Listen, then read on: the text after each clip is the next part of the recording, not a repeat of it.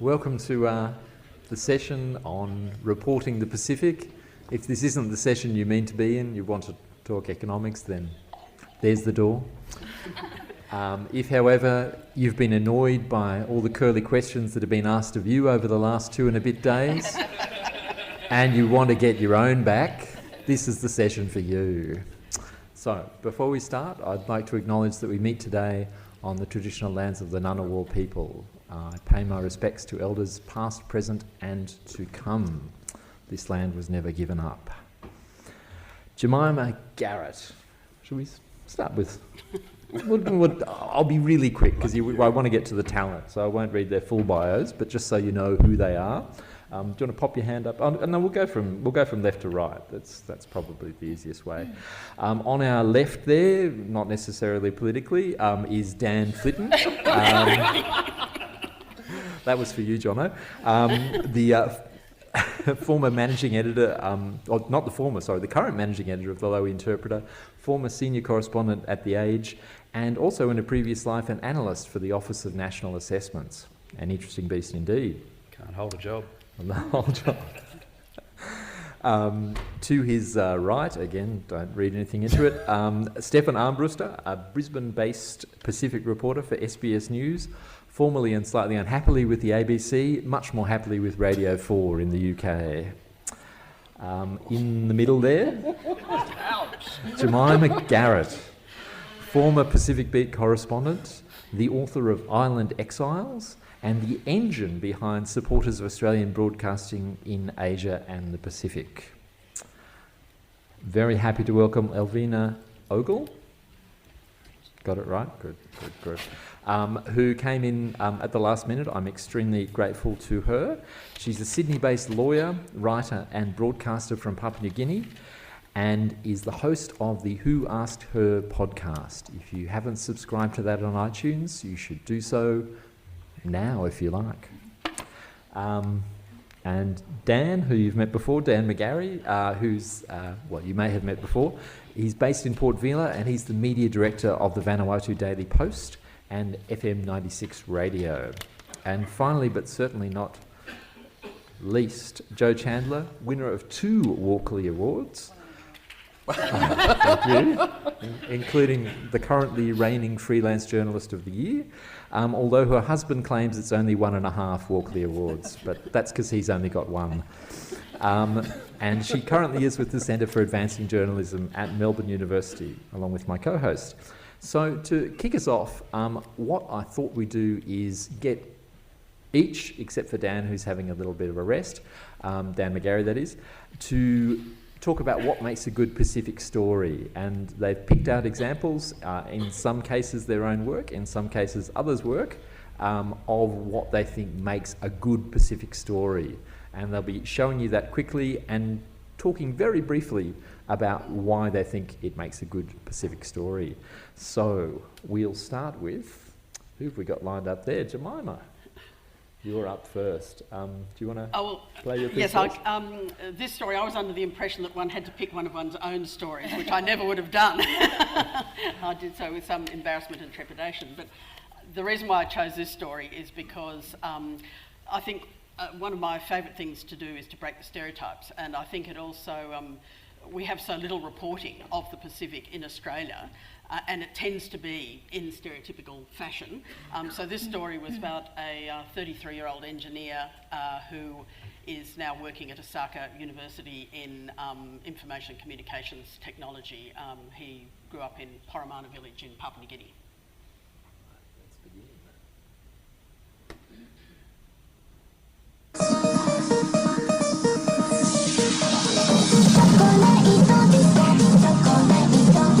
The food, the music, the culture, the history, 33-year-old Raul Akula is sold on Japan. He's lived in the United States and Australia, training to be a software engineer, so he has something to compare it to.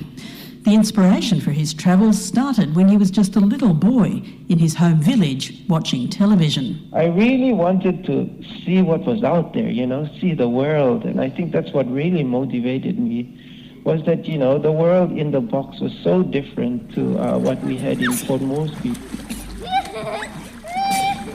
Dr. Kula has been living in Osaka since he was 26, but staying so long was a bit of an accident. While I was working in Papua New Guinea, I saw the ad in the paper. I guess what I'd like to say about it is that was just a taste of the beginning, and it gave him the opportunity to become a person for the audience. And up there you'll see on that photo, that was actually his Japanese lecturer wearing his headdress. So when he graduated with his PhD from Osaka University, having learnt Japanese to do his MA, he wore his headdress and then he handed it on, and he's looking very smooth in a suit, whereas the lecturer's wearing the headdress. But eventually it went on to open the question of how he saw Japanese culture and what it meant for his perception of Papua New Guinea culture. So it gets into it can be a quite serious issue, but through using his liking for J-pop and the fact that he'd taken his parents to a Japanese O-barn where they'd had to take their clothes off and a few other things as well. Cool.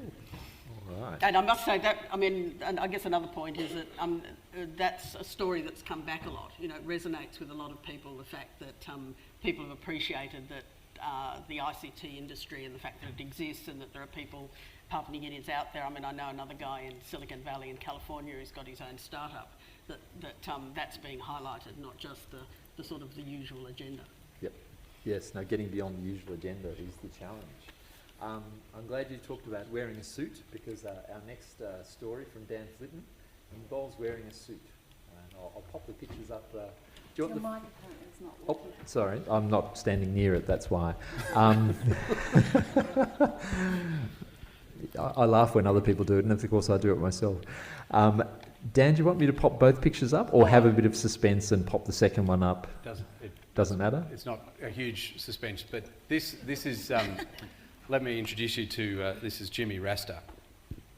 His actual name is Jimmy Lusabea, and Jimmy was, in the first photo, Jimmy was in the Malaita Eagle movement back in the Troubles in the Solomon Islands back in 2002 when he was photographed first, and there where he's wearing his bullets bandoleo, looking menacing at the time where Australia was launching its, couple of years later, then launched the Regional Assistance Mission to the Solomon Islands.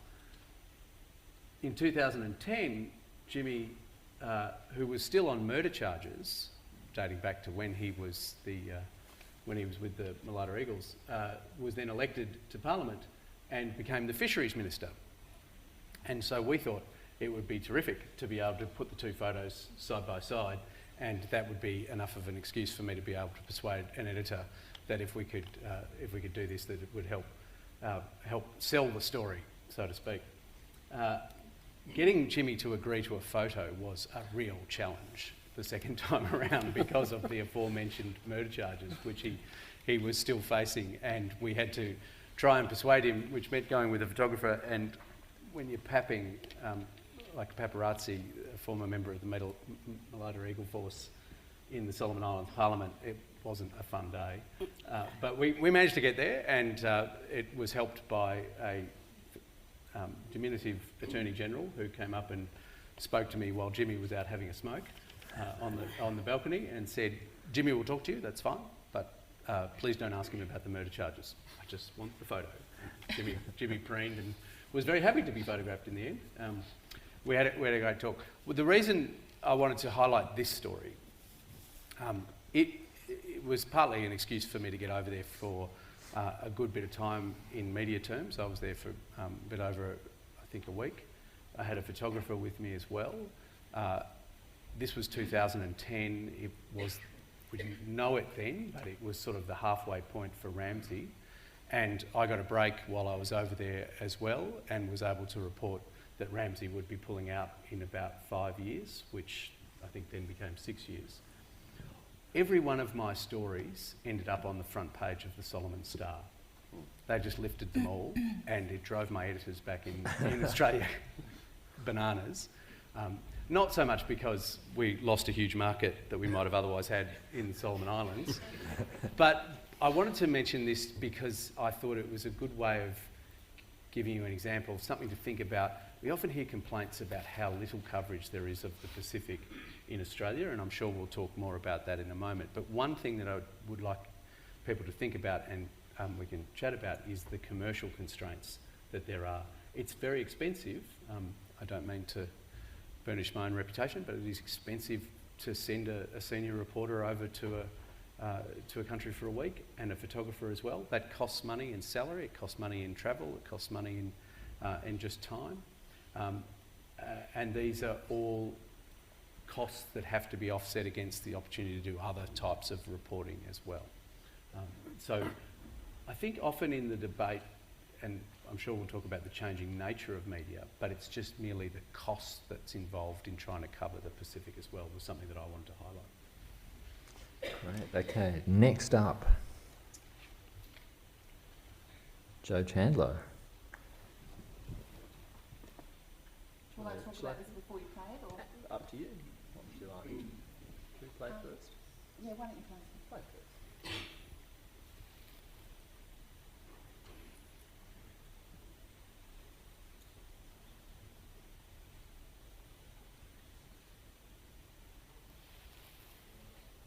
The oyster industry nearly collapsed, exposing a haunting truth about the world's oceans. Carbon dioxide was corroding the seas far faster than once thought. That was just the beginning.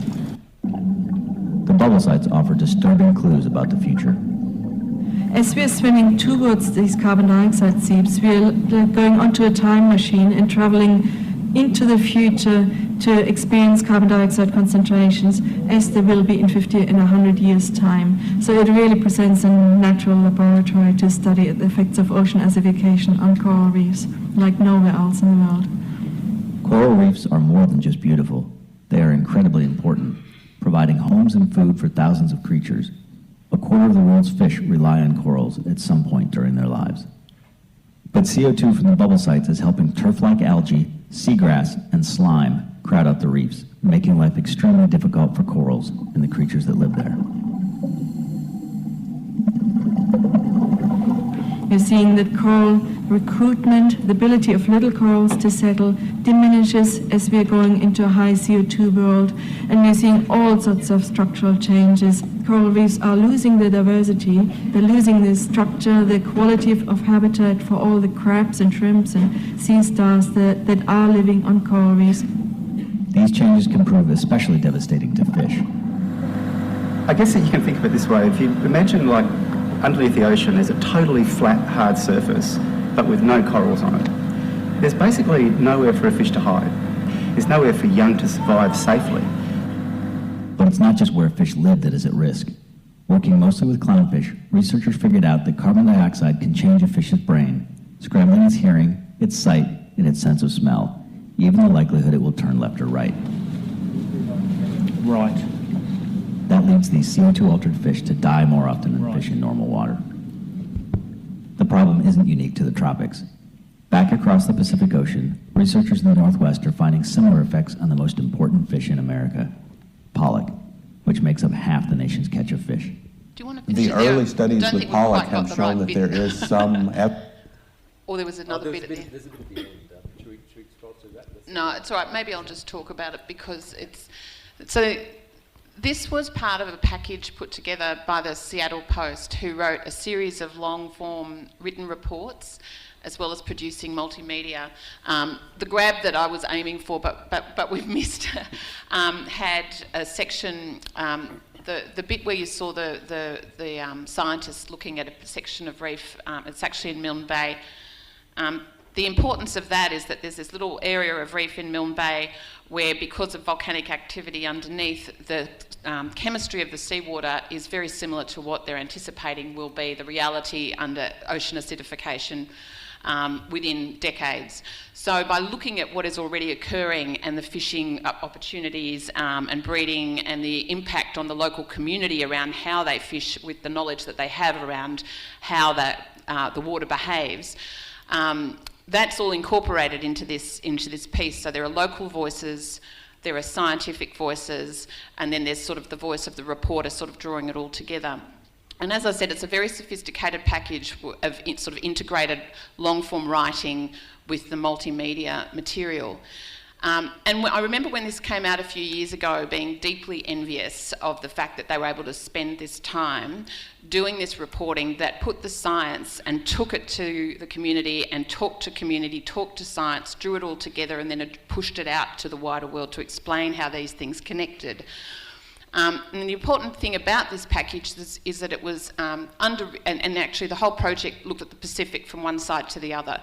So they made the narrative that, you know, what's occurring with Indonesian fisheries and subsistence fishers around Papua New Guinea is the same story that's affecting American oyster farmers over on their end of the Pacific. So that was all drawn together to sort of talk about this communal interest in looking after and paying attention to the climate implications and to the story of ocean acidification. The reason they were able to do that story is that they were underwritten by a group called the Pulitzer Center for Crisis Reporting, which is a public interest journalism foundation, one of several that provide a very important part of the landscape, the reporting landscape in the United States. And there are similar enterprises that have evolved in Europe as well.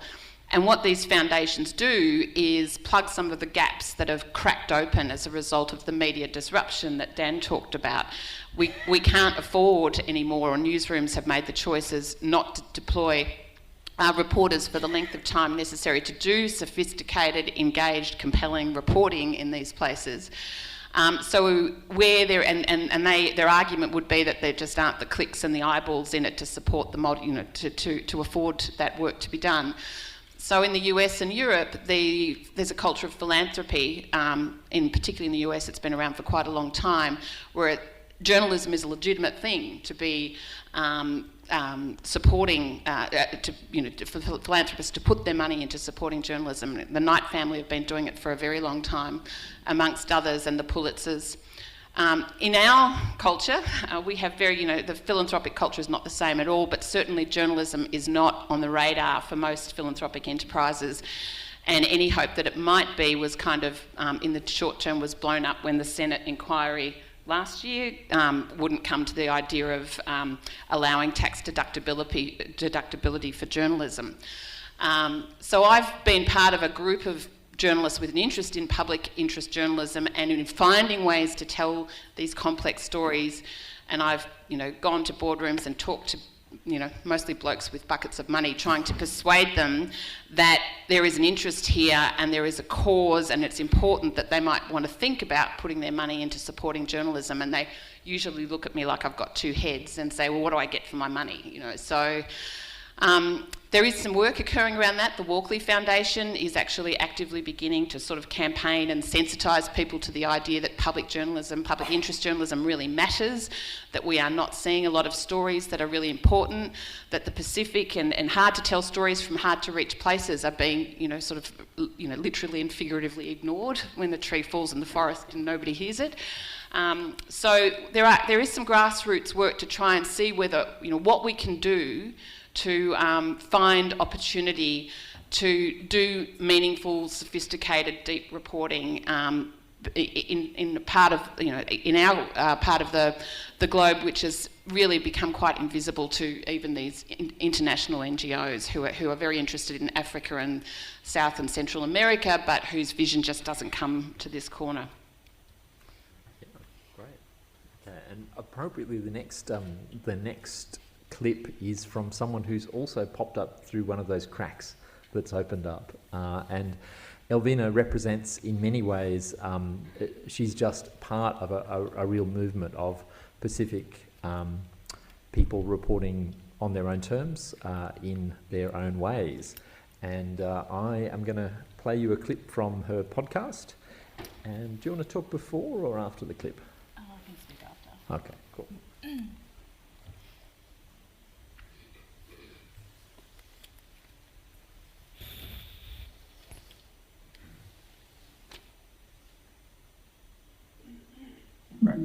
Which I often got a lot in my first year of training. I did an audition and I went in and they said to me, "You sound American." Right. So then you sound slightly Australian, you sound slightly American. We don't know where to place you. And I said, well, you can place me in PNG is where you can place me.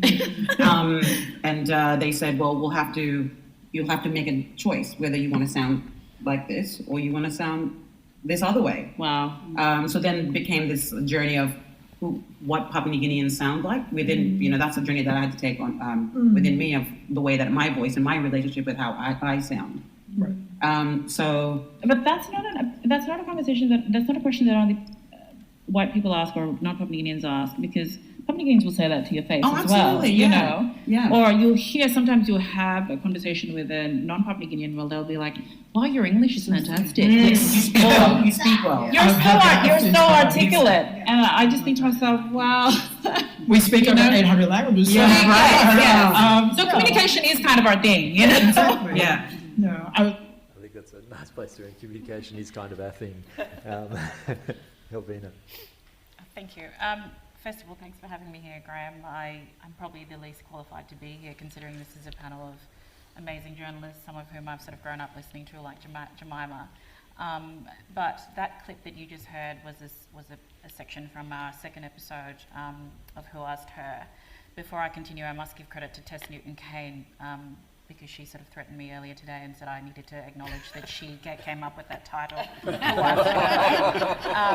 But it is very apt, and it's come to sort of signify what the podcast is about. In that particular episode, we were talking really about what the podcast is about, and that sort of, giving forth a lot of Papua New Guinean voices that you wouldn't traditionally hear. And giving voice to a lot of Papua New Guinean women, and understanding that our voices are many and varied, and getting away from that single story narrative that we've been seeing a lot. And it's, I don't want to compare my podcast to Jemima's work, but it's very similar to that sort of busting stereotypes and being a part of the conversation and appreciating that Papua New Guinean women look and sound like me as much as they look and sound like the Papua New Guinean women that you've been seeing through the development conversation or through the aid conversation, etc. The person speaking in that episode is Wendy Mokeyup, the first Papua New Guinean woman to graduate from NIDA, the National Institute of Dramatic Arts, so an exceptional Papua New Guinean voice. And that's essentially what I've been hoping to do with the podcast, to talk about both bringing forth women's voices and men's voices, but also talking about things that we don't traditionally talk about as Papua New Guinean people, and running that conversation ourselves. And it came about largely from my conversations on social media and my presence on Twitter, much to my father's chagrin, and I think some people in the audience's chagrin, but I come in peace. And we'd been having these conversations, and I think sometimes, on Facebook and Twitter, the conversations can lack a bit of nuance and context. And so a friend of mine suggested to me, why don't you launch a podcast series, and we have, and it's gone exceptionally well, and we've been talking about things that I think Papua New Guineans really need to engage in. Great. Okay, thank you. And to bring us home, we'll have Stefan talking about a foreign correspondent piece about our legendary Pacific reporter Sean Dorney. Would you like me to play? Yeah, play first. Yeah, please.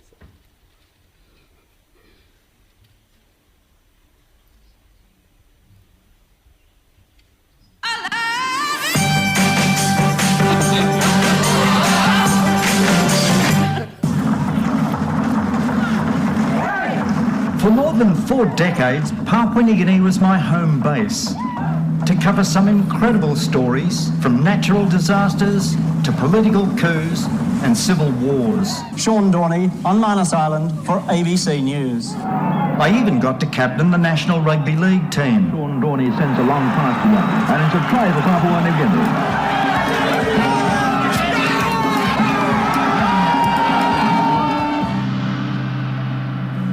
Now I'm living back in Australia and facing my toughest assignment yet, trying to beat a deadly disease. But while I still can, I'm determined to show you the Papua New Guinea that few Australians get to see, and a place that I have come to love.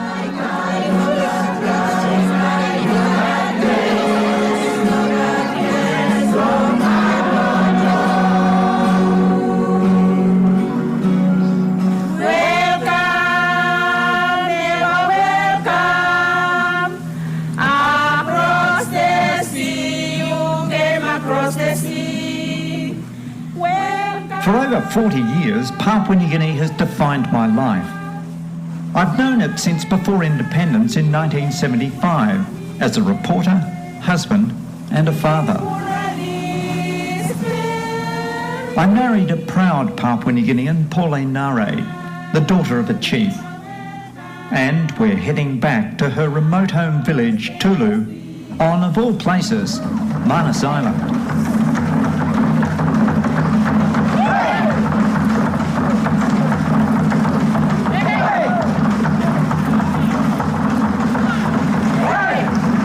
Today, though, it feels bittersweet. The thing is, I've got motor neurone disease and have trouble walking, let alone getting out of a boat. Eventually, my whole body will shut down.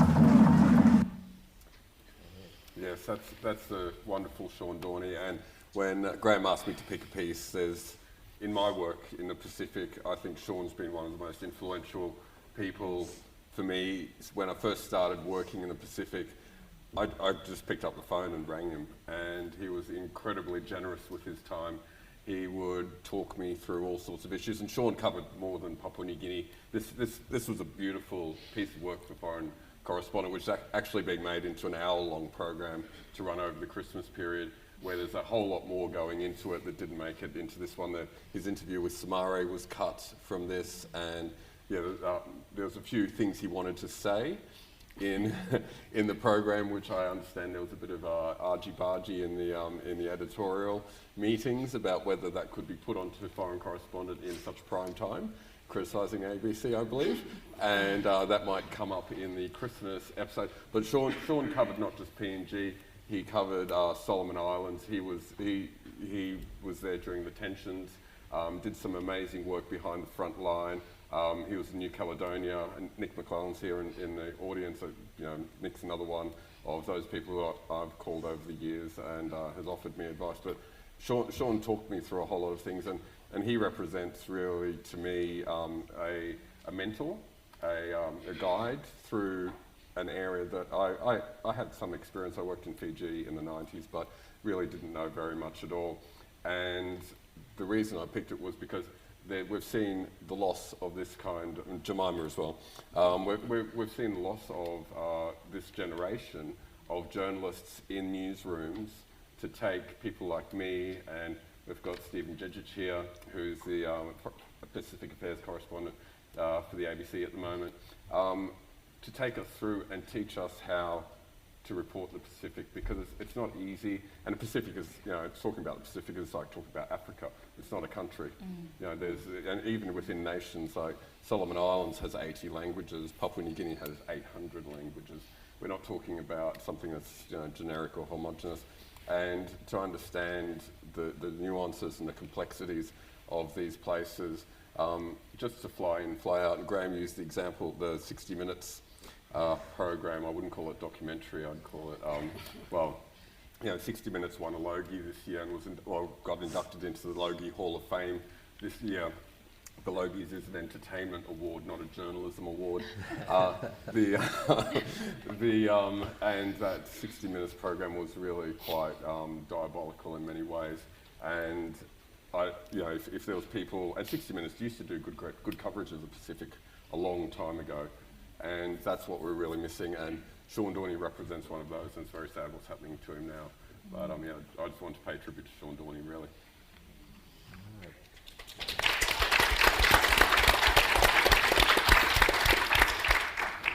Almost tempted to stop there, but we still have a little bit of time to get our panel engaged. I'm going to throw first to Jemima. I promised my boss James Batley that this wouldn't be a case of Australia bad, Pacific good, New Zealand good. So we'll just get that out of the way. Now Jemima's leading this amazing submission. A bunch of us are meeting Penny Wong and others as part of her trip down. And I'll leave it to Jemima to explain the backstory to how things might be changing as far as Australia and Pacific reporting goes. Well, look, I think I'd first say that, if you look at things over the last 30 years, and I think actually there's, with people like Stephen Jedgetts and there's all sorts, and Nelvina and your podcast, there are some good things happening in the space, but nevertheless, it's not just ABC journalism in the Pacific that is at its lowest ebb that it's ever been. It's also the critical mass of Asia-Pacific literate journalists in Australia. So there's been a inquiry, after Cyclone Pam, clearly shortwave radio in the Pacific was very important, and the Vanuatu Prime Minister wrote to a parliamentary inquiry which was set up to look at to look at shortwave broadcasting. That sort of kicked on a process. There's now been a review of Australia's broadcasting in Asia and the Pacific, and there's now a soft power review. A sign of the state of the thinking about broadcasting as something that Australia does in the region is that when the Foreign Policy White Paper was written, there was a whole chapter on soft power, but broadcasting wasn't mentioned at all. Now, I'm of course very hesitant to link the two because in the audience's mind it can get confusing, but I think the reason why broadcasting is the most effective tool of soft power is because of its very independence from government. And we heard Meg Taylor talk about how in the whole security debate, the Pacific Island viewpoint hasn't been heard. Now, and I mean, all of you work in different areas of specialty in the Pacific, and yet how many of your issues now are getting debate either in the Australian media or in the Pacific media from Australian journalists? And it's simply a matter of the shrinking of the pool. So we've seen, I mean, the ABC lost 60% of its funding in 2014 for its international broadcasting, and since then the ABC has contributed to the shrinking of broadcasting by cutting shortwave and removing more resources. So the pitch of our group, which I have to say has had a fantastic response from the region, we've got supporters in Indonesia, Timor-Leste, Papua New Guinea, Vanuatu, Fiji, 7 other Pacific countries, as well as a broad group bringing in the diaspora communities in Australia as well. Our pitch is essentially to restore Australian international broadcasting. At the moment, the ABC spends $11 million on broadcasting, which is small change compared to, say, the defence budget or the aid budget. Our pitch is that be, one of our 3 options is up to $75 million a year for broadcasting, which would reinstate the conversation with the region in all its diversity. In 2014, we saw every bespoke program on television for Asia and the Pacific lost. We were left with 1 program on radio, which was Pacific Beat, which had a weekend review. We now have 10 Pacific Island Forum countries who no longer have any radio service from the ABC of any description. So the role that the ABC used to play in bringing, as a forum, a marketplace for people to come together and discuss policy ideas about the Pacific is no longer there. And Graham warned me about crediting the New Zealanders, but I mean, the New Zealanders have done a brilliant job. They've just announced $10 million. Dan will probably talk about what they're doing to work in partnership with other Pacific Island broadcasters and to, I mean, we can do this in a new way. So I guess that would just introduce what could be. I'd like to see Australian broadcasting, I mean, the ABC used to be the leading broadcaster in the Pacific and the only specialist broadcaster bringing Pacific stories to Asia and Asian stories to the Pacific. Even organisations like the BBC, which has had a very large injection of funding, its biggest in 70 years, don't actually regularly cover Pacific issues. So, I mean, I think that the case is there and you can ask more questions as time goes on. I think Dan wants to... Yeah, I just want to basically, say thanks, Jemima, for all the work that you and Tess and many others have been doing. Vanuatu has been an aggressive supporter of improved media infrastructure as well as reporting in the Pacific. And we haven't, we will be participating in this process to engage with the Australian political establishment to try and remind them of the importance of it. But we haven't stopped there. We're in the advanced stages of negotiating content sharing agreements with New Zealand, with Radio New Zealand, and I'm hopeful that sometime in the next week or so, I'll be able to announce that Vanuatu News will be reaching the Melanesian area, the Melanesian sub-region daily, originating from our own media services, and that we'll be broadcasting some Radio New Zealand content on our own service. That kind of cooperation and that kind of reciprocity, I think, is the answer to cost. Dan, if you I understand probably, you may find this hard to believe, but more vividly than you, the cost of producing news content in the island. It's actually more costly for us relative to our resources to get from Port Vila, in the capital of Vanuatu, to one of the outer islands, than it is to get from Sydney to one of the outer islands, because our budgets are just immensely smaller. However, there are ways to counteract that. Radio New Zealand has shown some real leadership and some real forethought in that. I'm hoping that over the next months and weeks, we'll be able to see a bit of an understanding and hopefully a little bit of action around that from the government of Australia and from Australian media organizations and broadcasters. I wondered if I'll leave this open to any of you to jump in, but apart from the commercial barriers, what other barriers are there to putting Pacific stories in front of the Australian public? Now, you can go wherever you want with that, but I was really prompted by a conversation I had with Jono after our panel yesterday, and we were both struck by how well-resourced 60 Minutes were. Like the producers spent an hour on the phone to me, they had 5 people on the ground in Vanuatu, and yet they produced what they did. Very deliberately, even though they had all the knowledge they needed to produce something quite different. Now that's just in spite one of of my our efforts, takes. I might add. They asked me for support. They asked a good colleague of mine for support. We did our level best to introduce just a modicum of nuance in there, unsuccessfully, as the case proved.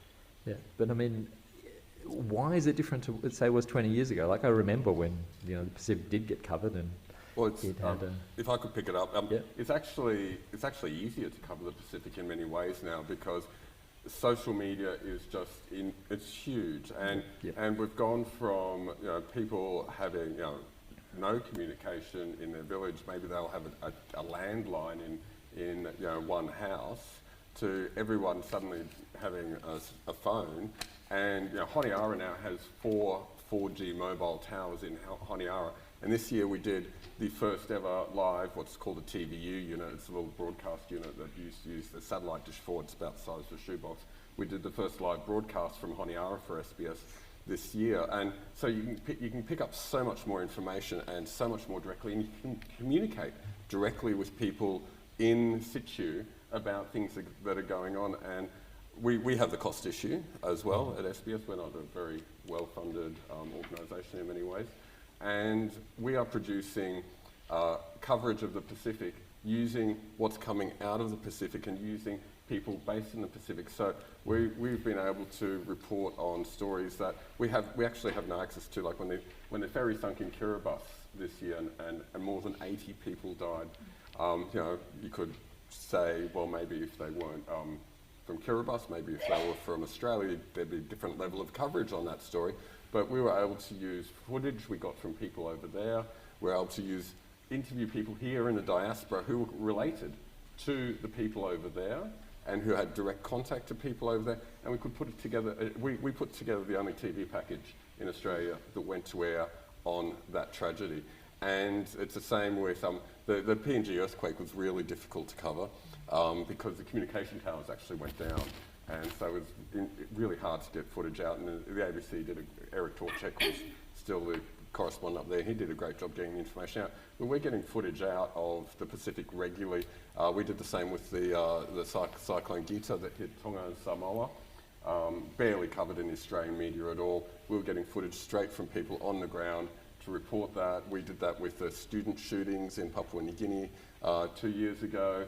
yeah, it's easier in many ways to cover it. It's just the newsrooms here need to see those opportunities. They need to make the contacts, and they need to get that footage in. And you have to provenance, obviously, that footage to make sure it's authentic and real, because you do get a lot of rubbish coming in. But you could do it, and you can even cover things like West Papua, which doesn't get any coverage here, barely at all.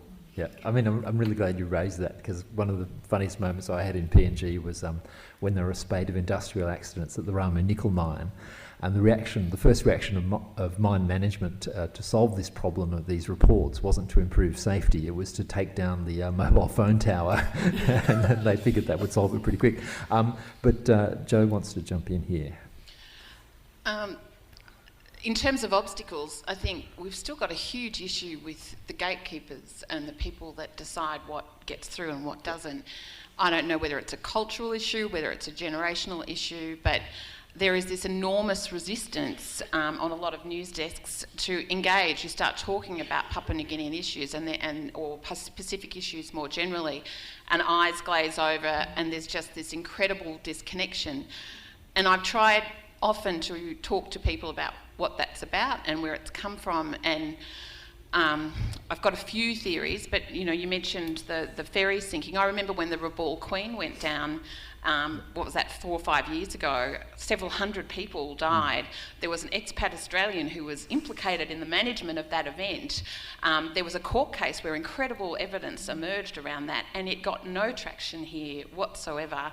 The other one I recall vividly fairly early on was the notorious Alan Jones, women are ruining the joint moment, which that conversation where it ended up being about Australian women, Australian leaders, Julia Gillard, Christine Nixon, but the prompt for that was the announcement of, I think, $300 million that the Australian government was going to give to develop women's leadership capacity in the Pacific, which has the lowest female representation of any part of the world. And that whole conversation became about everybody but the women in the Pacific. So even though it began with an issue around the Pacific and women's representation, it became entirely about Australian women and the obstacles they faced in climbing various ladders. And I remember calling out Wendy Harmer and other people and saying, what's happened to Australian feminism? Why are we not engaging with the sisterhood? Why are we not talking about what's occurring on our doorstep? And we were more likely to respond to the kidnapping of girls by Boko Haram in Nigeria than we were to the atrocities that are occurring in some parts of the neighbourhood and the lack of representation. But I wish I could come up with an answer. I think some of it is poor storytelling. And not backing it, and that's where I think resources then become an issue, because for something to be authoritative, for it to be humane, for it to be culturally sensitive and engaged with the people that it's supposed to be engaged with, you can't drop in and pull out in 5 minutes. You have to spend time, you have to talk to lots of people, and if you don't have a lot of time on the ground, you need weeks beforehand talking to any number of people who are in this audience about what they know, getting their direction and insight and leadership and thoughts about where you might take the story, what landmines you might need to avoid on the way, and to where it might go from there, which voices to engage. And so I do think, and I've certainly had instances where I've run stories and they didn't get clicks, and an editor has come back to me and said, see, people aren't interested. We put your story up and nobody clicked on it. And I'll say, I couldn't even find it on the site. You've got it buried somewhere behind the football and the Canberra shenanigans, and nobody can find it. So if you're going to run the stories, back them, put them up there and push them out like they did with Sean's story. Massive campaign in advance of that, so it got traction. And there's just a real, I don't understand what the hesitancy and the disinterest is about. Well, I think there's a few structural problems that have always been there, and I'd be interested to hear Nick's perspective, because I'm sure he's got some good ideas. But I mean, one of them is, Boko Haram pours off the satellite dish. It's a legitimate story because it comes pre-packaged by international news agencies. And I mean, I think one of the things the Australian media has completely failed to realise is that the Pacific is a green field of completely different stories, in which it's, media organisations in the Pacific, in New Zealand, in Australia, it's their role to go and collect those stories and send them out to the world.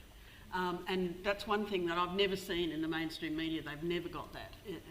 And it becomes from that herd mentality, you know. I mean, people complain about swarm journalism legitimately, and editors like to have exactly the same thing that's on every other channel or in every other newspaper. So, of course, if you're the only one with a Pacific story and it comes to what are you going to drop today, you drop the Pacific story.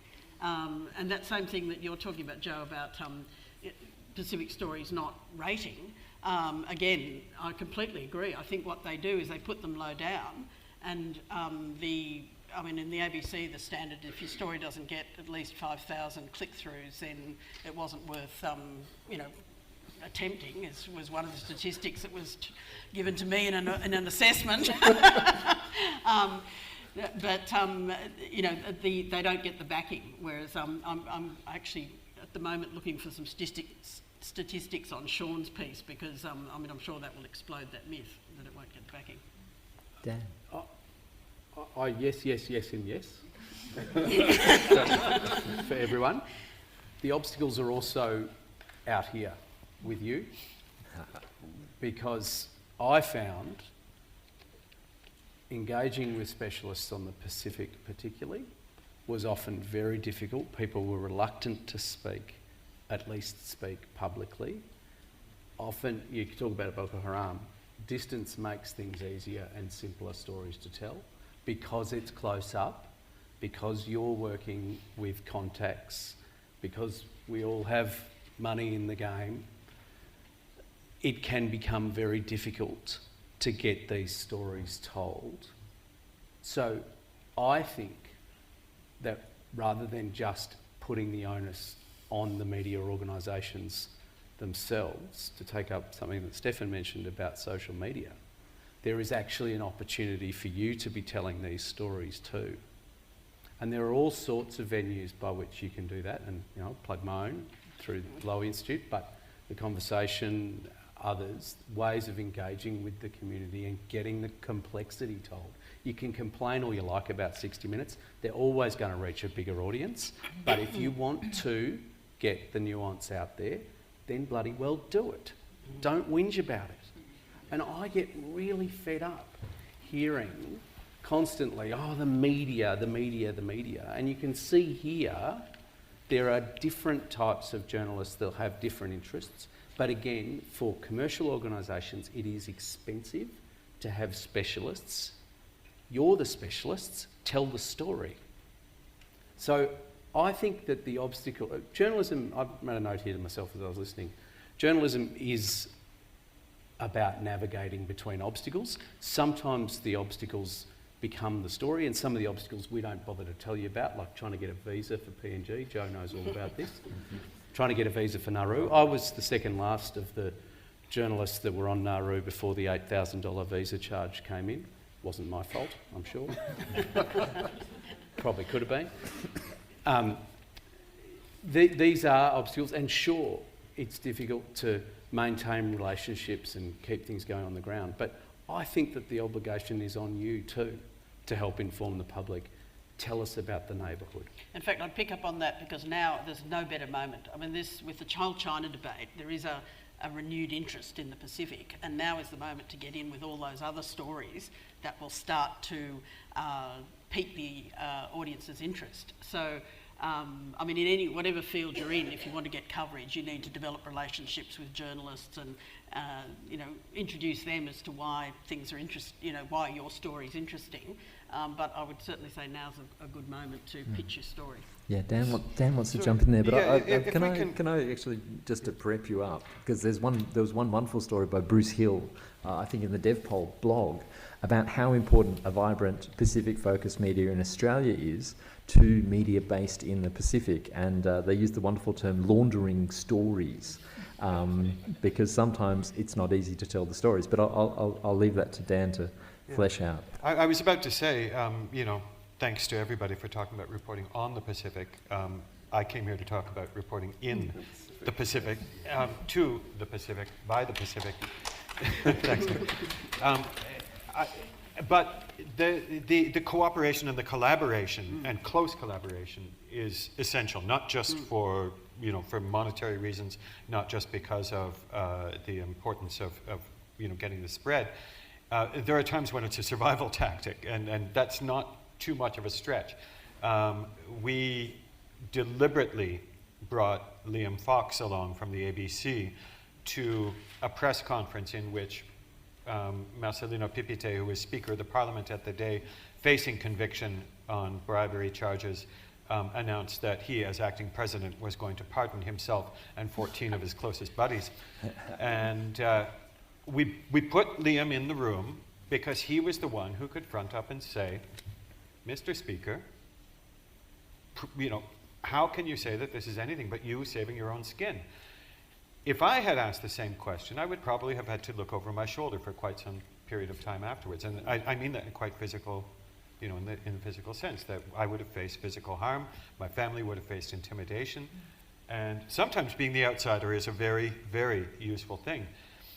At the same time, I think it does have to work both ways. I know it's difficult to get somebody out to particular locations. It's easier these days, as Stefan has said, using social media, using technology. I think we need to formalize that. I think that is one of the ways in which we can present a workable plan to policymakers, to business people, to decision makers, to philanthropists too, is to say, not only can we, is this a good thing, but it's doable. And it's doable because we're all doing, our own little part within the greater scheme of things. We can talk about capacity within the Pacific. We can talk about a lot of things. My contention is, if you want to promote an international rules-based order, you cannot, not only can you not back away from supporting journalism, you have to actively create. You have to build journalism, you have to create the space for it, and you have to, you have to provide a little bit of fertilizer to the whole thing, and you have to do so in the knowledge that we are going to sometimes be in an antagonistic role. It's something that has not established itself as an idea within the minds of decision makers in the Pacific Islands. They are still saying, why should I play in the league when that guy keeps trying to beat me? And they don't understand that that's the whole point of league play. That's what this is about. That is the dynamic. It's coming to, people are coming to terms with it, but it hasn't landed yet. If we're going to make the soft power argument, then that argument has to be made that the irritant, the nattering and the bickering and the picking at that we always do, the inconvenience of it all, is essential to the whole thing. Absolutely. And when we have governments saying, oh, sovereign decision, that's basically saying, look, he's my friend. I know he's doing bad things, but he's my friend, and so it's not an excuse. Yeah. I think in the current context, what broadcasting from the Pacific and the proposal we're putting up is much more about a lot more partnerships of exactly the kind that you're talking about, Dan, and a lot more voices from the Pacific. So from Elvina here in Australia and the role of the diaspora community through to all the Pacific voices. And just to give you another example, say on the Blue Pacific in the fisheries area, Pacific journalists should be writing for the South China Morning Post and for the New York Times on fisheries issues, particularly in the tuna negotiations where the Pacific is a global superpower. Yep. And we're getting, we've got journalists who are capable of doing that. And we as a journalistic group across the Pacific of Forum Island nations can be facilitating that. I often say to people, go talk to, this journalist or that journalist in the region. And that's a role that this new form of broadcasting, in which social media and digital media, which allows much more of a conversation between our audience and the journalists, that is much easier these days to sort of facilitate. But so I think there's that's more, the there's direction more than we that. should go in. There's more than that, which, in a way, just to appeal to an Australian government, which often privileges questions about security and stability. If you have a robust media climate, then trust in information increases as well, because one of the big problems in Nauru, they call it Narumas, or you'll have heard of coconut wireless or whatever it is. Nauru today is less stable. It might be wealthier because of the Australian contribution for the asylum seeker processing centres, but it's less stable today than it was because it's more authoritarian. And people don't trust the information that they're getting, and that's partly the absence of a credible media, which, yes, makes mistakes, and we make a lot of them, but if it can be trusted and build that trust and earn that trust by admitting to mistakes, trying to correct them and doing better next time, then you have more trust in the community of information that's both coming out of government and that's within communities as well. So there is actually a bigger security dimension to a free media and robust media. Joe, do you want to jump in? Oh, I'm worried. Are we running out of time? No. Okay. I guess we're in this moment between the collapse of the old and you know, the days of the swashbuckling foreign correspondent that was, you know, sort of walked across the landscape and enunciated what was going on and maybe had some credibility if they actually had lived there for a couple of years and knew something, but that's gone. Meanwhile, we have this, you know, we have this whole landscape of local reporters, local voices who are madly broadcasting across the social media. But the gatekeepers are, you know, nervous, distrustful, worried about, you know, and still wanting that outsider perspective. But I noticed in the Hela earthquake aftermath, several Australian and international agencies wanted to get reporters onto the ground in the moment afterwards, and we all know they've got about a 5-minute window of interest before it all blows away. And of course, the visa process for PNG and journalists was, you know, never going to happen within that moment. So I remember making introductions between The Guardian and Fairfax and I think one of the Americans with Scott Wade, who is an excellent Papua New Guinea correspondent who's, you know, he was in the middle of the place and he was in Hela and he, you know, so, and I've passed over his phone number and contacts and sort of given them some background. He's you know, almost his CV cobbled together in 5 minutes. And he ended up with bylines in a couple of those papers and good stories. And I remember thinking, how do we facilitate more of this? And I know Scott has been begging for more support from the wider journalistic community to provide more resourcing, more education, more support around freedom issues and about, you know, intimidation of journalists within his community.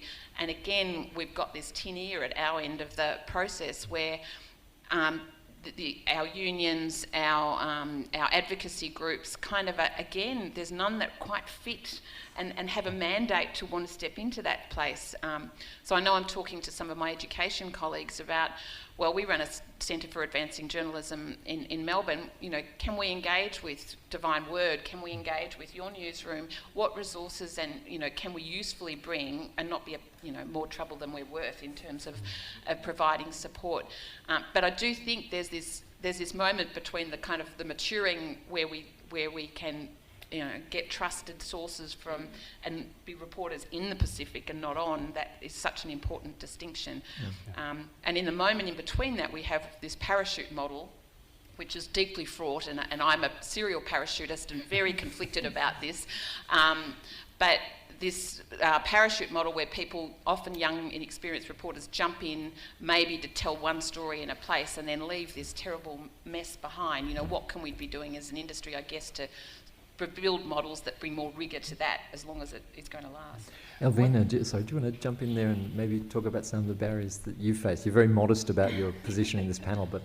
I think a lot of the barriers looking at talking about Papua New Guinea is really getting over what I find the real painful ignorance in Australia of Papua New Guinea. You know, the media we tend to look at stories that will fit within a particular model, and that's essentially why we started Who Asked Her.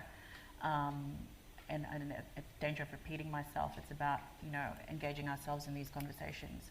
And I find that, you know, by bringing out that, or getting rid of that single story narrative and getting out there, we've managed to break down a lot of those barriers. I get messages from people, you know, from as far as Aitape, young kids who say to me, I'm sitting here listening to it with my aunt and my grandmother, and we want you to talk about abortion and contraception and those sorts of things that are very real in Papua New Guinea today. And it's a huge sort of, it's very daunting that we've been given this sort of brief, to use a very lawyerly term, to talk about those sorts of things. But I think, you know, to take Stephen's points, social media has really changed, I think, that conversation in Papua New Guinea. And I feel that as we go on, that I hope more podcasters or Papua New Guineans take a hold of that particular medium, because it has an extremely wide reach in PNG. For me, I think the barriers in getting Who Asked Her out is just the prohibitive cost of internet and data in PNG, but that's a very practical thing. Beyond that, there's I find that in having grown up in Australia, I still have to explain Papua New Guinea to a lot of Australians, and that surprises me, considering it is Australia's nearest neighbour. But, you know, in 2018, I still get questions around cannibalism, which shocks me. But, but you know, it's that sort of level of ignorance that we still have to fight through, and I'm very upfront about it, as you would see on my Twitter presence. I have a low tolerance level for that, but that's probably a big barrier too, just getting past the average Australian's level of ignorance, or not wanting to really know or care about Papua New Guinea and the Pacific more broadly. All right, these guys could go all day. Sorry, Dan. Okay, very quickly, Dan. I just want to give a little shout out to The Guardian. Yes. They have done, they've been really, very much on the front foot in terms of reporting in the Pacific. Yeah. I got my first ever byline in The Guardian, and it was a big moment personally, but it was great to have, when the Wharf story broke, when the Roads to Nowhere story broke, I had them coming to me, saying, so what's the real story here? You know, knowing that there was more to the issue than had been presented, and they've been very generous with the resources. So it's not all the gatekeepers are equal, and some of them really are making a direct effort. I think that's in no small part due to the fact that one of the senior editors for The Guardian in Australia was born and raised in Vanuatu. And so yeah, we have a bit of an inside track. But I think that the opportunities are perhaps greater than ever before, and the opportunity to tell more stories, right? You know, to say, no, we're not just a bunch of benighted people in the village, you know. There was a cartoon that came out, I think it was in the Sydney Morning Herald, that depicted the people of Vanuatu as, you know, a couple of savages, and I use the word advisedly, with their little grass hut, 2 coconut strands, you know, and the big menacing Chinese on the one side, and, you know, and the Australian in their lavish yacht on the other. That's just racist. I mean, you know, there's no polite way to cope with that kind of stuff. So it's really great. This is why I think that the work that Elvina is doing and a number of others should be celebrated and should be amplified to the extent that it's possible to do so, because we just, you know, we talk about a lot of the same things that you guys do, but we do it, yes, admittedly, in unique ways, and that's why, you know, these voices are so important. I think it's also about changing conversations in Papua New Guinea itself. I think everyone in the room will share this, my sort of disappointment with how stories are reported in Papua New Guinea by our own journalists or media in Papua New Guinea. There's sometimes a lack of depth and nuance and context and things like that, and particularly how our women are cast. And I think that's been a great barrier to the representation of women in Parliament, for example. And it's about sort of, you know, opening the conversation to include Papua New Guineans of a broad range as opposed to just a certain sort. And we don't have conversations around misogyny. We don't have conversations around sexism and things like that in Papua New Guinea being led by Papua New Guineans. And that's where something like Who Asked Her, I feel, you know, we would like to use that as a medium to talk about those sorts of things. I don't think, I remember tweeting post-Korea, there goes my Twitter account again, but I remember tweeting post-Korea about how they'd cast one of our female members of Parliament, and I'd said, you know, this has a really much misogynistic bent to it, this particular report. And all my friends responded to me saying, I don't think people at the Post-Korea understand what misogyny means. You might need to break that down a bit. But, you know, that's, and I don't want to sound patronising, but it's really about elevating conversations now to cover Papua New Guineans across a broader spectrum than what we've had previously. Okay, now your chance for revenge. Nick. Okay, just if you could wait for the microphone. I think Nick was first off there, and then Siobhan. Nick's just there. Can I make a quick comment before I ask my question? I work for a small Fiji magazine, so I'm less sympathetic to the argument about cost, because I just spent time in Nauru. I'm about to go and spend 6 weeks in New Caledonia reporting on an invisible story. And Nauru was dry during the forum, so we couldn't drink, and a beer cost $10 in New Caledonia. So I'm less sympathetic to people whinging about costs, because I know how much the Australian media is going to spend covering Prince Harry and Meghan Markle when they go to Tonga and Fiji. So I think that the Australian media, present company accepted on this panel, has some real structural problems about this. And I know that because I was the only Australian New Zealand journalist at the final press conference when the communique was released. I was the only Australian journalist, and there were some still on the island who hadn't flown off with the Prime Minister and the Foreign Minister. So I have less sympathy for the people who said it can't be done for reasons of cost or language, because people on the panel and people like me do it. So there are some structural questions. And I echo Dan's call that there are courageous Pacific journalists who do it every day in a culturally complex situation. Yeah? And I was at the press conference with Makareta Komai and Lisla Hari-Williams and Yvette and Tikapu and others who have to go back to a very small environment where if you get sacked from the national broadcaster, there ain't a lot of places to go. And they do this fight every day. And we don't hear their names in the stories. I don't know, because Fairfax ran a story, a great story, where the Prime Minister of Tuvalu named Australia by saying it was the country with capital A that had blocked things. And I know it's a great story because I asked the question. And that was based on a relationship with the Prime Minister, where he would trust me and answer me. And the Australian media organisations don't put the resources into the region that they should. And I'm sorry, cost is a bullshit argument, because my tiny magazine paid the cost. And my tiny magazine had an editor and a journalist and a publisher who were hauled in for questioning 3 times this year by the Fiji police, who had phones and computers seized in Fiji, who faced charges for 10 years under the Public Order Act for inciting disorder for a story we ran. Fortunately, the DPP threw out the charges. So I just think there has to be some respect given to our colleagues in the Pacific. I said that angrily because I'm not directing it at individuals on this panel who are my friends and colleagues and things, but I was with the Australian Press Pack and the New Zealand Press Pack. So when I hear we're not allowed to say Australia bad, New Zealand good, Pacific good, Australia bad, New Zealand bad, Pacific good. Pacific journalists are doing the work. No, the New Zealanders weren't at the press conference either. Yeah? So my question is, no, this is the problem, that there are some structural questions. How can Australian journalists persuade the Australian Press Pack, who follow our leaders around and report on Australian perspectives of the region, to change their practice? How can we get Australian journalists, who by and large are nice people and really committed to their craft, but to take their duties seriously? I was the only journalist on the island of Nauru that went to talk to the Nauru opposition, which means I'm not going to be back into Nauru in the near future. No, but I went and talked to the Nauru opposition, who are facing trial. Their trial comes up on Thursday this week. And they said, you're the only journalist who broke the rules and came to talk to us, because we were banned from doing any other story from the forum. And I know that I won't be allowed back in Nauru when I run my story.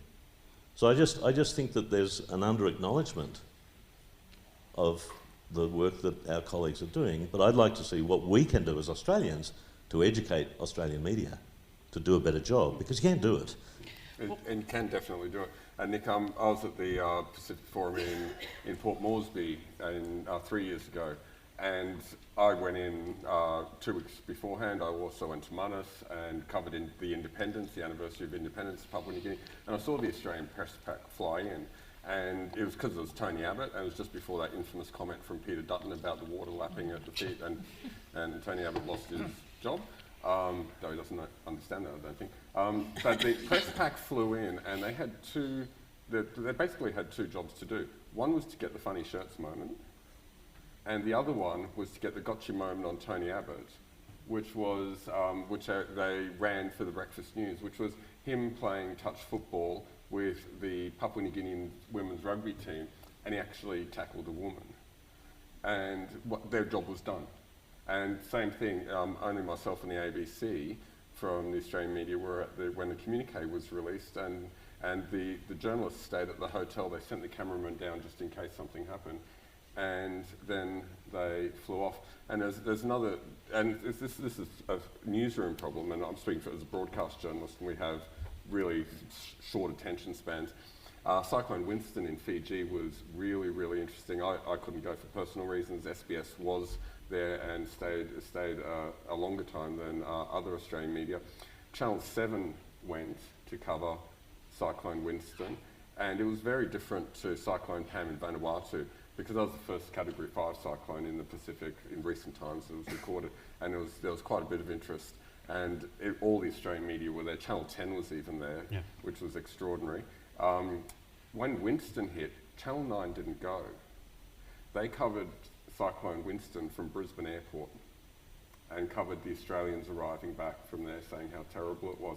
And Channel 7 realised that Channel 9 hadn't gone and pulled their journalist out on the third day, because it's not about the story, it's about their competition and who's getting up on the other. And they went, well, if Nine's not there, why are we bothering to be there? And they pulled out. Yeah, this was, Winston was bigger than Pam.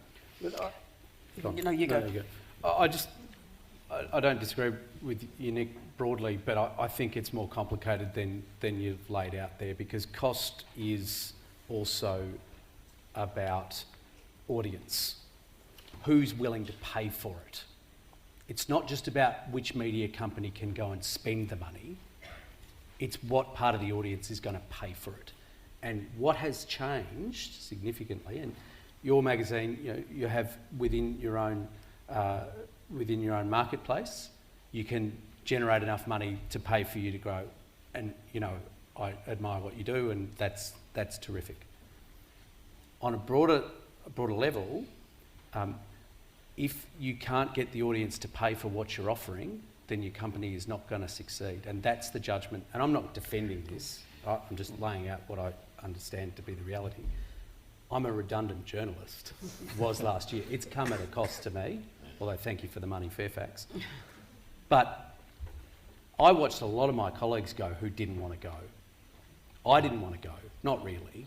I wanted to keep doing it. The marketplace is shrinking because the public won't pay for the journalism. They want the information, they don't want to pay for it. They don't want to fund the ABC, but they want to complain about the ABC. It's not all about the ABC. It's about the public and what people are willing to pay for, and that's a cost. There's a lot of ways to meet those costs, though. I mean, when the first Ambai evacuation happened, we had a volcano, we had 5% of our population in motion, and jumping onto ships. I couldn't get anybody to pay for it. And so I plumped up about $1,000 out of my own pocket. Now, I didn't get reimbursed for 3/4 of that. And on the way, I just started phoning around. And, The Guardian picked up a piece, AFP picked up a few photos, TVNZ picked up a couple of, a bit of B-roll and some clips that I was able to put together. And between all of it, I was able to do enough to justify to my boss, that the opportunity cost was worth it. That pulling me off my desk in Port Vila was a worthwhile thing. The margins are, it's going to be a labor of love no matter what we do. But if we can step away from that sort of siloed approach to reporting, and if we can be a little bit more mercenary and a little bit more promiscuous, if you will, about how we source these things, and Nick, I gotta admit it. I think we have to be a little bit flashier too.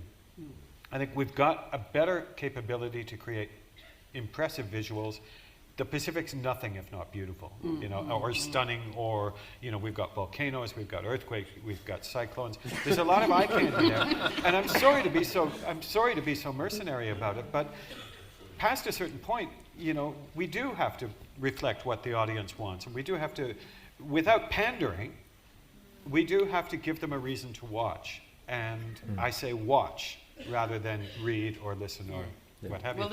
And so, there are ways, and with the technology, with the communications capabilities that we have, we've got to get past the gatekeepers now.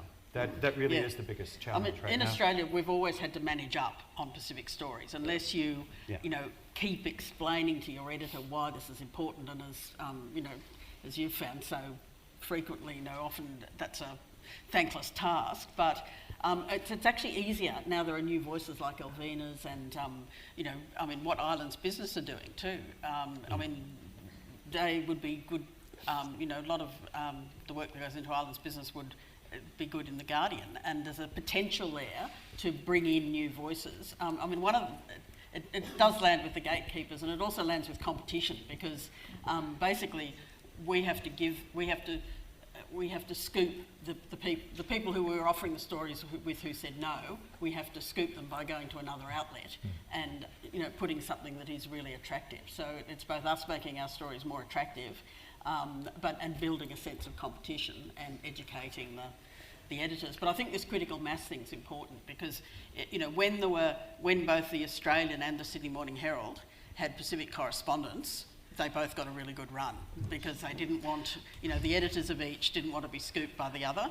And this is where having Stefan doing such a great job at the SBS is one thing helping to hold the ABC to account, because the ABC has been the ABC's been focusing more on the Australian audience, and there actually is more getting out to the Australian audience, which is of good quality. But in doing so, it's pulled back a lot from, say online, on bespoke programming for the Pacific audience, which is very, very important. So, it's a critical mass. We need more of us. I remember Sean Dorney saying at a forum a few years ago that he, Mary Louise O'Callaghan, Mark Baker, and I think Rowan Callick, all working for opposition, would regularly conspire to make sure that their respective editors knew that, well, if you don't let me run this story, I know Mary Louise has got it, and it's going to be, and so that, and Stefan and I may or may not have done something similar at various points. But that kind of, although we're rivals, we have a core interest, and there are ways to get a little bit of strategic conspiracy working to everyone's advantage. Yeah. Again, they could do this all day. Siobhan, we'll go to you. Yeah, thank you for a fascinating panel. I just want to speak back into this idea that academics maybe are not pulling their own weight. So as a Vanuatu-based scholar, like other people in the room, I have done radio, I've done, a whole range of things this year, a whole bunch of current affairs. But what I find really limiting in this space, and it's not necessarily about the journalists here, is just that these optics for the Pacific are so narrow. So there's a security kind of crisis, disaster, climate change optic, or there's this trope of paradise, right? And they run constantly. And creating conversations that are different, creating conversations that are more nuanced, creating conversations that do better to reflect the kind of nuanced, diverse lived reality of these spaces is really hard. And it's really hard for academics to engage in the media space in that kind of way. So I get sick of the security lens, I get sick of the China issue, I get sick of Vanuatu kind of drama around this stuff. And I want to know how we can, forward that conversation or leverage it in different types of ways. I've tried to do that in my own work this year. But I think there's a cost to that conversation and the way it paints the Pacific in a particular way. Elvina, do you want to have a first go at that? If Graham had asked me to provide a Pacific story, thanks for nothing, Graham. That's all right. I just thought if Graham had asked me to provide a Pacific story, I would have said it would be the one about trying to let the cast of the Tana movie know that they'd been nominated for Best Foreign Language Film. I was chasing around, and you do it by family. I mean, that's how you find people. Is you go and say, do you know where your cousin is? Yeah, he's with my auntie. Okay, where's your auntie? And ask my apu, and you sort of. So we did the rounds of Port Vila, literally, from neighborhood to neighborhood. Finally found one of the cast members' father, and said, where's your son? And he said, oh, that boy, I don't know where he gets to, and at every step of the way, what we were saying, do you know they've been nominated for an Academy Award? Oh, that's nice. Okay, the Academy Award is the highest award you can win, globally for a film. Oh, that's very nice. And it was just a beautiful, worlds collide kind of story. It had immense appeal on both sides of the thing. It was a great local story, and it was a great sort of regional, international story. It went poof into the ether. I loved doing it. I have no regrets whatsoever about spending that day chasing around. I still cherish it. It's a portfolio piece as far as I'm concerned, even if nobody else cares. But we don't... There is so much latitude to tell amazing, amazing stories that get way beyond warships, volcanoes, cyclones, and violence and unrest, and arcs of instability, and all kinds of lovely stuff. So it's there. Anybody wants to know about it, come see me. I'll give you half a dozen right now. Well, I'd say pitch your story. We were joking about Meghan Markle and Prince Harry, whatever his name is, going to Tonga. I mean, one of the classic tools is to pitch your story when there's another story running. And I think, this is where the security story is actually an opening. Yeah. And you can start with the Pacific's different conception of security and all the human security issues. But really, you've got to be quick and opportunistic, I think, is what you've got to be, just like a journalist. We have to do it too. That's what I used. That little story I showed you was actually went on the day that Shinzo Abe went to Papua New Guinea, which was the first Prime Minister of Japan that had been to Papua New Guinea for a long time. So I probably wouldn't have got a run with that at any other time, but because I'd hooked it to Shinzo Abe's coattails, it got a decent run. Just a word from Elvina, and then we'll go to Steve for the final question. I think also in answer to Siobhan's, just a comment, I guess, to that. It's about, you're completely correct, there's the tired trope of, the paradise with the girls and the hula skirts and grass skirts and all of that, and then the complete other end of, security issues, etc. And as Papua New Guineans, I can honestly say, even as a member of the diaspora, we're a bit tired of that, and that's what we try to talk about in my podcast as well. And it's about sort of, I hear all the time the stats repeated to me about the lack of power that Papua New Guinean women have in their societies. And while that is true, there's some factual basis to that. There are also, and I think we tried to talk about that in the first or the second episode of the podcast, where there are ethnographic studies and other things to demonstrate how Papua New Guinean women have wielded power in their traditional societies. And if that didn't happen, my father's a Western Highlander, and I can stand comfortably at his blessing sing as I can do in corporate Australia. And if Papua New Guinean women didn't wield that power before, I wouldn't be able to draw on that to be in the position that I am today. And those are the sorts of stories that very rarely get out, that we're really trying to talk about. Those who've come in, please come in, sit down. Don't linger on the sides there. You won't be bothering anyone. Steve, final question to you, and then we'll go to our final exciting panel. Hello. I just had a live interview with the ABC this morning on regional security, so I spilled my heart a little bit. Now, my comment has to do with it's so great to have comments and points of view from the media, the different players within the media world. You have the corporate owners, you also have the audience, as we have in here. And from the audience point of view, a lot of us have profile certain media to be associated with particular political and ideological positions, and people deliberately go and buy newspapers or listen to radio, TV stations, depending very much on their political ideological preference.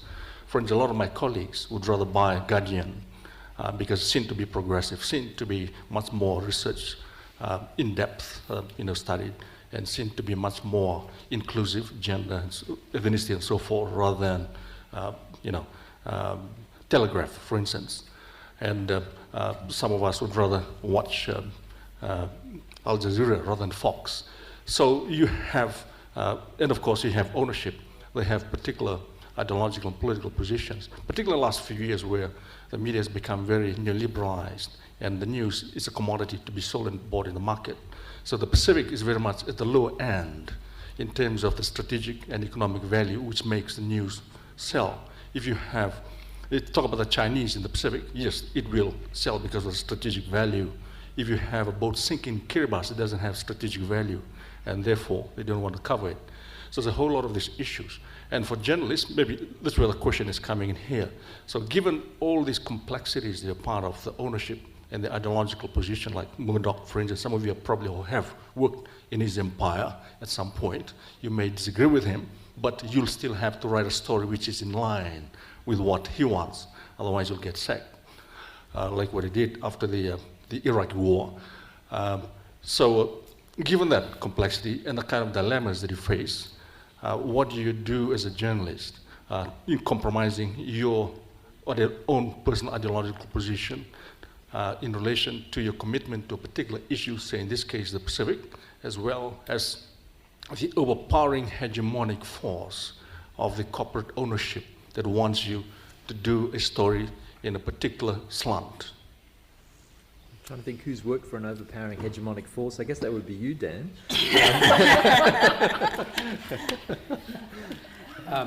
You mean the government? That'd be me, wouldn't it? Yeah, that's right. Well, Joe worked for them as well. Do you want to have a crack? I honestly can't think of a moment that I've ever felt compromised. You know, somebody said to me the other day, your reputation is far less important than your integrity. And I think that that's right.